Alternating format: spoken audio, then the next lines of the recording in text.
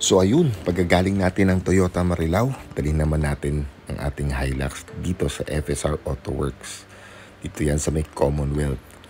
Para sa lahat ng mga 4x4 off-roading needs nyo, dito lang yan dapat sa FSR Auto Works.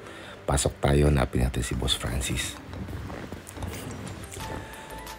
So ayun na nga, dito na nakausap natin si Boss Francis at na-layout na natin yung ating pangarap na ilagay dito sa ating Hilux. Brand new pa siya. So maraming gamit dito na ilalagay ko coming from yung dating in-upgrade ko din na Hilux, yung Hilux ni Mac na 4x2. So yung mga gamit namin, rooftop tent, lipat doon. So anyway, ito mga kakabit natin dyan, yung Black Rhino Legion, wrapped in BF Goodrich KO2, 285-70 R17. Magpapalagay din tayo dito ng bed liner, the Raptor bed liner. Lifetime warranty nga pala yan dito kay FSR, kaya dapat dito nyo lang dadalhin yung mga bed liner needs nyo. So anyway, yan lahat ng nandyan, ilipat natin yan dun sa bago. Ilipat lang natin yan dito.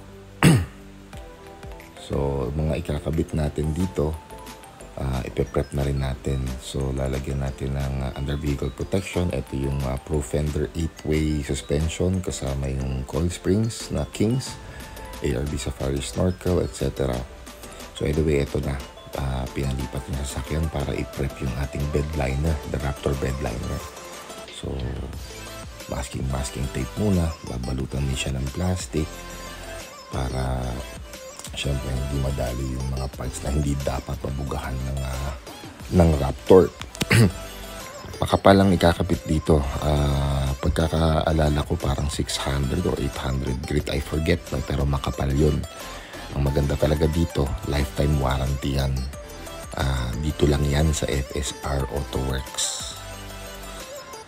Hindi ka magsisisi sa gawa nila, talagang napakalinis at napakahusay. So yun na, piniprep na yung ating suspension.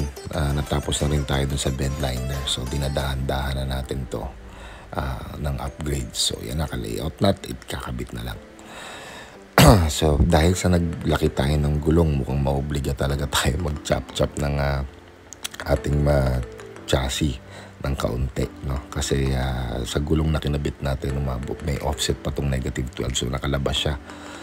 So kailangan muna siyang chop-chopin. Ayan, so ganun talaga, tiis ganda, pero okay lang yan, maganda yan pagka may stance niya kasi medyo balapad na magiging stance ng ating sasakyan. So looking forward ako matapos yan, excited na ako. So yun na nga, naikabit na ang mga dapat ikabit. So kita nyo, andyan na ulit yung ating bedrock, ARB Esperanza tent natin. Lalagyan na rin pala yan ng ARB base rack.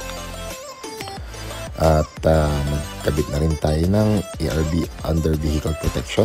Meron na rin tayo yan, yung ating ARB Safari Snorkel.